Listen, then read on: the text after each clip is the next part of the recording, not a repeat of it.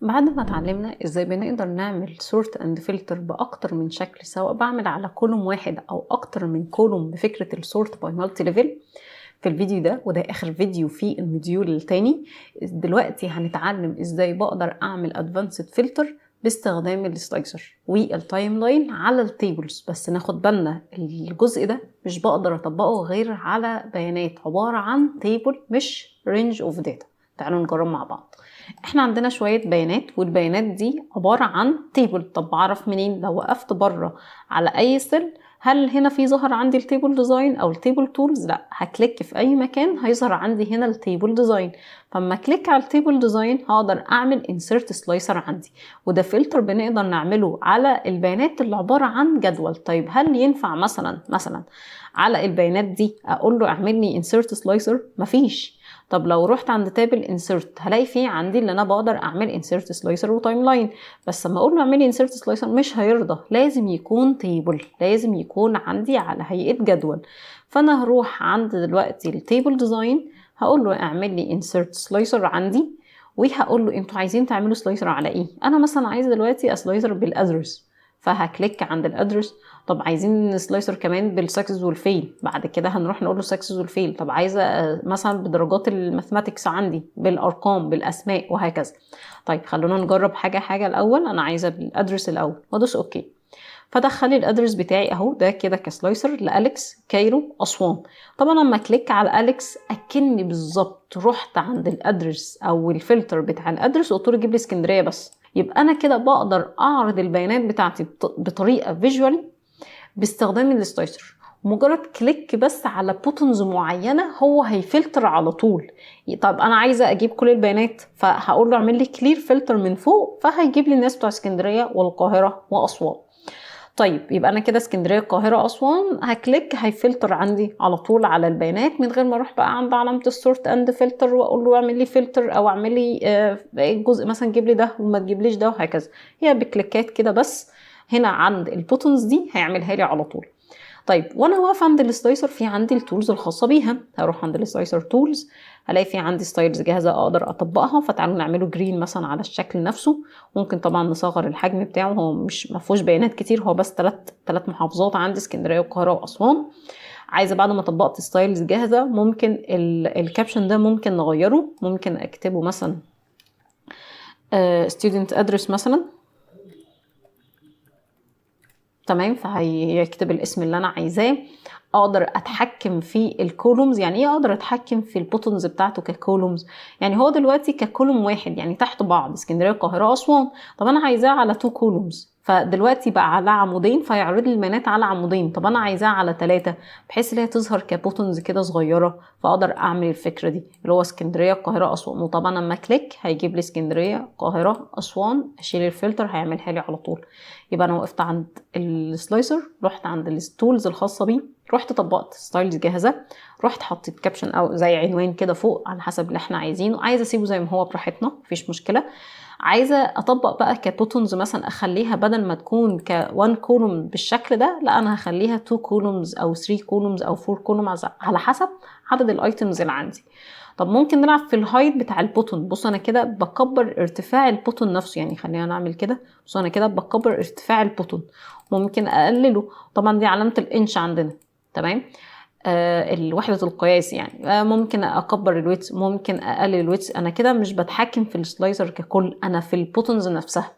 طب انا كبرت الارتفاع وظبطت العرض وظبطت الكولومز، ظبطت البوتونز نفسها. طب عايزين نتحكم في السايز، احنا كنا بنتحكم بايدينا. طب انا عايزه اقلل الارتفاع بتاعه، انا كده بتحكم في السلايسر ككل.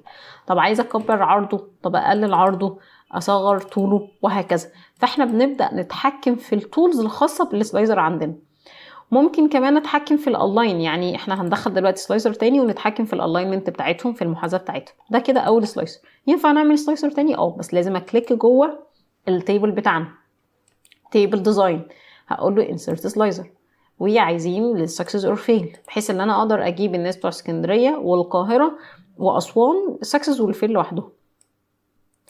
ونروح برضو السلايسر تولز، الستايلز، واطبق الستايل اللي احنا عايزينه. عايزين نسميه مثلا ممكن نسميه ستيتس، بحيث دي حالة الطالب هو ناجح ولا راسب. فانا دلوقتي عايزة الناس بتوع اسكندرية هما كلهم ناجحين. طب خلينا الناس بتوع القاهرة فيهم سكسس وفيل. طب انا عايزة اجيب الناس الفيل فقط، يبقى انا كده عملت فلتر مرتين. عملت فلتر بالكايرو بالادرس، وعملت كمان فلتر بالستيتس بتاعتهم، هو سكسس ولا فين. انا عايزة الفيل بس، طب عايزة السكسس بس، طب عايزة الاتنين، وهكذا. فانا كده بقدر اعمل فلتريشن باكتر من حاجة. تمام. بفكرة ايه؟ بفكرة السلايزر. ودي من الحاجات اللذيذة جدا جدا جدا في الشغل. مجرد بوتونز بكليك عليه وخلاص.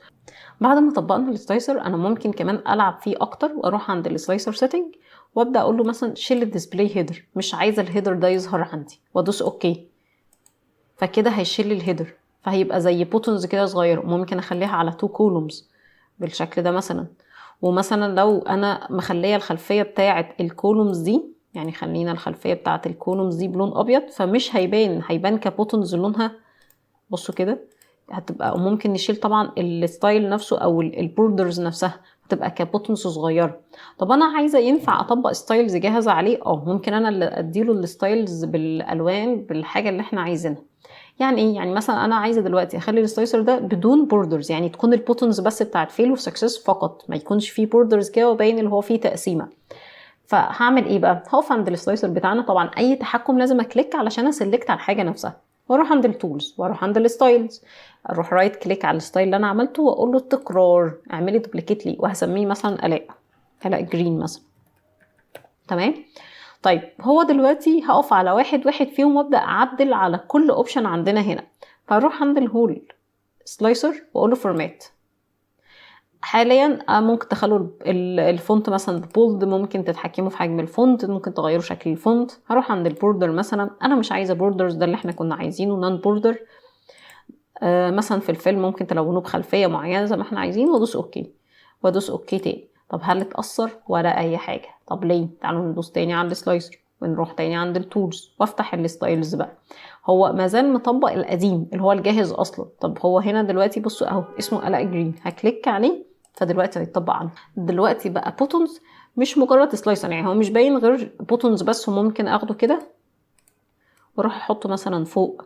احطه مثلا لو احنا عاملين تشورتز احطه على التشورتز، نفس القصه. طب ده مثلا عايزه اطبق عليه نفس السيتنج ونفس كل حاجه، سلايسر واروح اطبق الستايل الجاهز. طبعا كده هو شال لي الحاجه، بس في طبعا ستودنت ادرس بالمالتيبل ايتمز بالكلير فلتر وهكذا. طب انا مش عايزه ده، هروح عند السيتنج واقول له شيل الديسبلاي هيدر بتاعي، فهيعرضها لي بالشكل ده. يبقى انا كده بقى عندي بوتونز بقدر اعرضها بالشكل ده، عندي بوتونز بقدر اعرضها بالشكل ده. طب عايزه اعمل الاينمنت ما بينهم، يعني هروح اسلكت عليهم هما الاثنين بالكنترول. بصوا انا عايزاهم دلوقتي، يعني خلينا كده تحت مثلا عشان تبقوا شايفين الفرق. سوري انا اسفه. بصوا انا دلوقتي لما اخترت اليكس جاب لي اليكس بس. طب عايزه اختار كايرو واسوان، ما انا شلت اصلا كلير فلتر، فهنحتاج ان احنا ندوس على زرار الكنترول واكليك على كايرو واكليك على اسوان عشان يجيب لي كل البيانات. فانا هسلكت على ده وسلكت على التو سلايزرز عندي. ازاي؟ بالكنترول. هروح عند السلايزر عندي واروح عند الالاين. ايه الالاينمنت؟ المحاذاه. انا عايزه كلهم الاين ليفت او الاين سنتر او رايت. تمام. فانا هقول له الاين ليفت، فكده هي الاين او هيعمل محاذاه من ناحيه الشمال. طب عايزه الاين رايت فيعمل من ناحيه الرايت من ناحيه اليمين. طب عايزه في السنتر فيعمل بالنسبه للسنتر، على حسب اللي احنا عايزينه. انا هخلي مثلا اعمل لي الاين كمثلا ليفت بس كده. طبعا نقدر نحركهم ونمسكهم، ممكن اعملهم كجروب كامل بحيث اما اجي اتحكم فيهم ما امسكش واحد واحد فيهم، امسكهم هما الاثنين. ما امسكش واحد واحد فيهم، امسكهم هما الاثنين واتعامل معاهم معامله ان هما حاجه واحده بس. فدي كلها alignments او كلها formatting بقدر العب فيهم شويه، او setting بقدر العب فيها شويه عشان بس اقدر اسهل على نفسي الشغل بتاعي، وازاي اقدر اعمل فلتر بسهوله بالسلايسر. فمجرد ان انا هكليك على فيل فيجيب لي الناس الفيل فقط. هنا بقى المشكله الداتا دي. استنوا كده هنكبر الارتفاع شويه. اجيب الناس سكسس الفيل. طب عايزه اجيب الاثنين فهكليك عليهم هما الاثنين هيتعرضوا عندي على طول. تمام. انا عايزه امسك الاثنين، فبمسكهم ازاي يعني؟ اهو بصوا انا هقف كده واقف على الحواف بتاعته. شايفين الماوس بتاعي شكله ايه؟ فور هاندد. تمام. فبقدر اسلكت واكليك كده واتحكم. طبعا ممكن نقف ده لوحده ومثلا اصغر الارتفاع بتاعه شويه واخليه مثلا تحت جنبيه شويه، فبنقدر نتحكم بقى براحتنا. ونفس القصة هنا مثلا، مش دي كلها المساحة اللي انا عايزاها او خليها ماشي واتحكم وهكذا. عايزة كايرو، طب عايزة اجيب الناس تاني اسكندرية واسوان بالكنترول زي ما اتكلمنا. تمام. طيب يبقى احنا كده في اخر فيديو في مديول رقم 2 اتعلمنا ازاي بنقدر نطبق ادفانسد فلتر عندي على البيانات، بس بشرط ان البيانات تكون عندنا كتيبلز. فقدرنا ان احنا نطبق السلايسر، وازاي بنلعب في التولز الخاصه بيه، وازاي بقدر العب في السيتنج والستايل ونطبق ستايل جاهز، وكمان بنلعب في الهايت والويتس والكولومز بتاعت البوتونز سواء هعرضها على كولوم واحد او اكتر من كولوم، وازاي كمان نتحكم في السايز للسلايسر كامل. في المرة الجاية هنتكلم عن الفانكشنز والفورمولاز وازاي بنقدر نعمل كالكوليشنز على الاكسل.